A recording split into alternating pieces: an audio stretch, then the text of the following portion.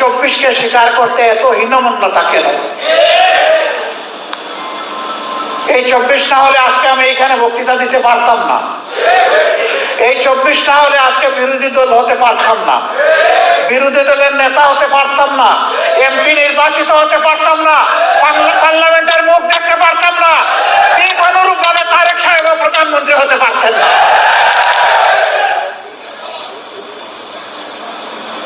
আর যে সমস্ত মন্ত্রীরা আজে বাজে কথা বলে, কেউ তো সংসদের ভিতরেই বলে ফেলে, আর কেউ টকশোতে গিয়ে বলে, দায়িত্ব জ্ঞানহীন কথা বলে, দেশ বিরোধী কথা বলে।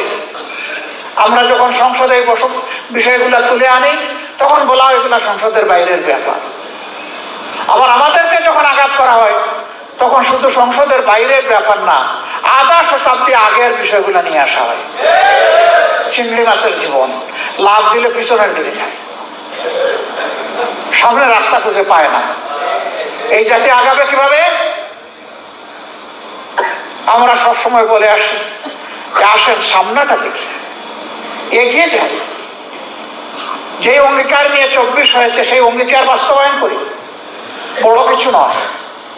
এই যুবকেরা চেয়েছিল একটা বৈষম্যহীন সমাজ, চেয়েছিল সকলের অধিকার নিশ্চিত হোক, তারা চেয়েছিল বাংলাদেশ থেকে দুর্নীতি দূর হোক, তারা চেয়েছিল চাঁদাবাজদের কবলে পড়ে জাতির যে জেরবার অবস্থা এখান থেকে জাতি মুক্তি পায়, তারা চেয়েছিল আদালতে গেলে মানুষ যেন ন্যায় বিচারটা পায়।